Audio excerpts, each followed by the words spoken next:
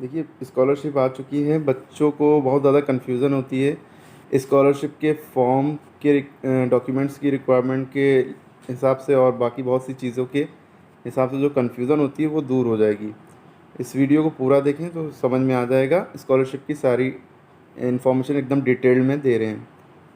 देखिए, स्कॉलरशिप का जो फॉर्म होता है, पहले तो सबसे पहले वही रजिस्ट्रेशन किया जाता है, फिर उसके बाद फॉर्म सबमिट होता है, फिर वेरिफिकेशन होता है स्कूल से, फिर स्क्रूटनी चेक वगैरह होता है, फिर डिस्ट्रिक्ट वेलफेयर कमेटी से वेरीफाई होता है, फिर उसके बाद फ़ंड मिलता है। ये प्रोसेस होता है पूरा फॉर्म का, मतलब आपकी स्कॉलरशिप मिलने का क्या कहाँ से शुरू है, रजिस्ट्रेशन शुरू है और फंड पे ख़त्म है।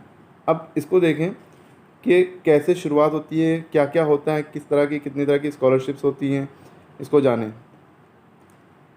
देखिए, उत्तर प्रदेश सरकार यानी यूपी सरकार व भारत सरकार यानी सेंट्रल गवर्नमेंट दो तरह की स्कॉलरशिप प्रदान करती हैं, कि दो विभागों के माध्यम से प्रदान की जाती है। पहला है अल्पसंख्यक कल्याण विभाग, दूसरा है समाज कल्याण विभाग। पहला अल्पसंख्यक कल्याण विभाग, दूसरा समाज कल्याण विभाग।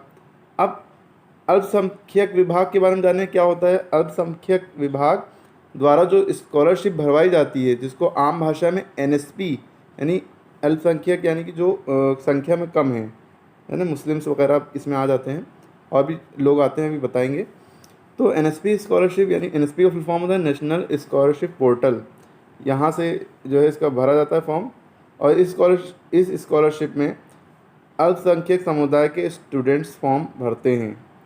अल्पसंख्यक समुदाय के लोग फॉर्म भरते हैं, यानी जो बच्चे अल्पसंख्यक समुदाय के होते हैं वही फॉर्म भर सकते हैं इसका। और अल्पसंख्यक समुदाय में 6 समुदाय आते हैं। अभी हमने मुस्लिम पहले बताया, तो मुस्लिम है, फिर सिख है, क्रिश्चियन है, जैन है, बौद्ध धर्म है और पारसी धर्म के लोग आते हैं।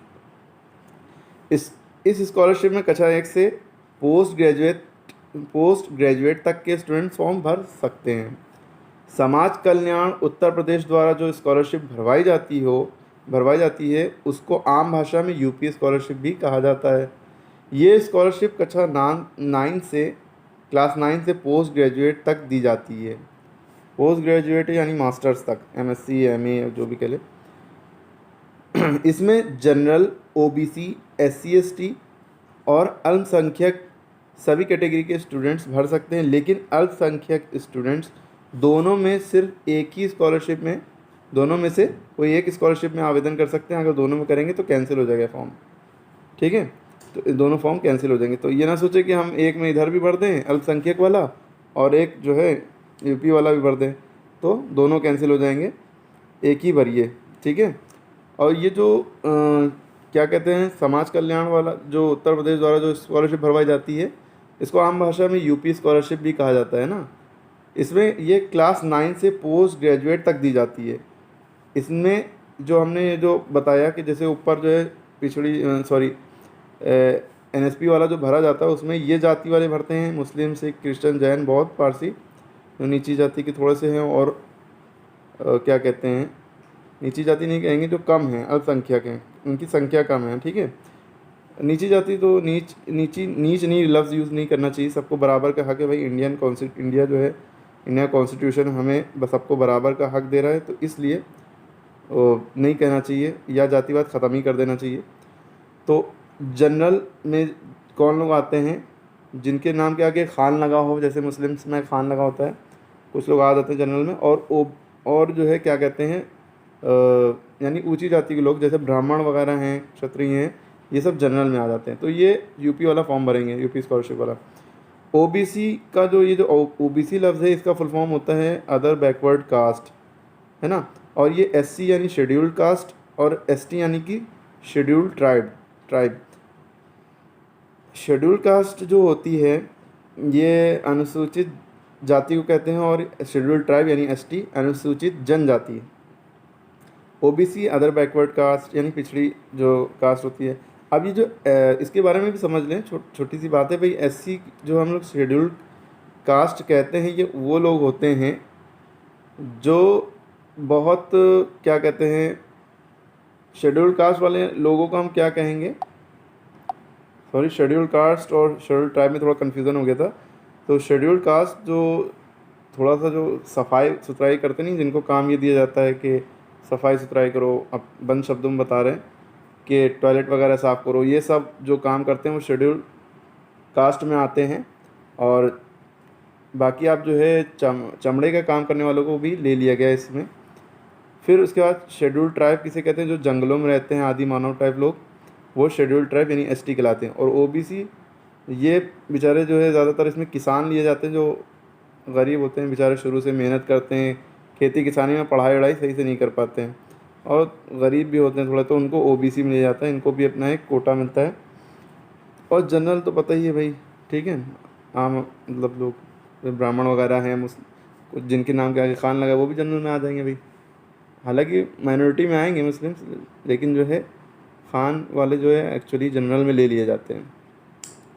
तो भाई ये सब जो है गवर्नमेंट क्यों इनको जो है कोटा देती है, क्यों आगे करती है, सरकारी नौकरी जल्दी मिल जाती है ओबीसी वालों को, एससी एसटी वालों को, क्यों? क्योंकि हमारा कॉन्स्टिट्यूशन सबको बराबर का अधिकार देता है, राइट टू इक्वेलिटी। तो सबको बराबर का हक मिले, कोई पीछे ना रहे सबको, तो इसलिए नीची जातों वालों को आगे किया जाता है। तो ये भी अपनी जगह अच्छी बात है, लेकिन बहुत से लोगों को इससे वो है, चलिए वो सब अलग पॉइंट है। तो ये सारे ही स्टूडेंट भर सकते हैं, लेकिन अल्पसंख्यक स्टूडेंट दोनों में से सिर्फ एक ही स्कॉलरशिप में आवेदन कर सकते हैं। यानी कि दो स्कॉलरशिप है, समाज कल्याण वाली और समाज अल्पसंख्यक वाली, तो इन दोनों में से एक ही में भर सकते हैं। अब एनएसपी स्कॉलरशिप व यूपी स्कॉलरशिप में क्या फ़र्क है ये समझिए। दोनों ही स्कॉलरशिप सरकार द्वारा चलाई जाती हैं। एनएसपी स्कॉलरशिप अल्पसंख्यक और कल्याण विभाग केंद्र सरकार व यूपी स्कॉलरशिप समाज कल्याण द्वारा चलाई जाती है। एनएसपी स्कॉलरशिप पूरे भारत में एक साथ चलती है, क्योंकि ये स्कॉलरशिप केंद्र सरकार द्वारा दी जाती है। ठीक, अब दूसरा सवाल, एनएसपी स्कॉलरशिप व यूपी स्कॉलरशिप किस क्लास से स्टार्ट होती है? एनएसपी स्कॉलरशिप कक्षा 1 से यानी क्लास फर्स्ट से पोस्ट ग्रेजुएट यानी मास्टर्स तक, एमएससी एमए के लिए यहाँ तक चलती है। और यूपी स्कॉलरशिप क्लास 9 से स्टार्ट होती है और पोस्ट ग्रेजुएट तक प्रदान की जाती है। इसके बाद है प्रश्न 3, एनएसपी स्कॉलरशिप व यूपी स्कॉलरशिप में कौन कौन से स्टूडेंट आवेदन कर सकते हैं? उत्तर, एनएसपी स्कॉलरशिप में अल्पसंख्यक समुदाय के सभी स्टूडेंट्स आवेदन कर सकते हैं व यूपी स्कॉलरशिप में जनरल, ओबीसी, एससी एसटी व अल्पसंख्यक आवेदन कर सकते हैं। नोट, अल्पसंख्यक स्टूडेंट दोनों में से कोई एक ही स्कॉलरशिप में आवेदन कर सकते हैं। दोनों में आवेदन करने पर दोनों फॉर्म रिजेक्ट हो जाएंगे और कुछ नहीं मिलेगा, ठीक है, एक ही में आवेदन करें। उसके बाद जो हमारा अगला क्वेश्चन है, ज़्यादातर पूछा जाता है, एनएसपी स्कॉलरशिप व यूपी स्कॉलरशिप में कितनी पासिंग परसेंटेज होनी चाहिए? तो दोनों स्कॉलरशिप में पिछली कक्षा में कम से कम 50% पासिंग मार्क्स होने चाहिए, ठीक है। उसके बाद दोनों स्कॉलरशिप में स्टूडेंट्स को क्या फ़ायदा मिलेगा? एनएसपी स्कॉलरशिप में 1000 से लेकर 30,000 तक और यूपी स्कॉलरशिप में 3600 से लेकर 30,000 तक मिलती है।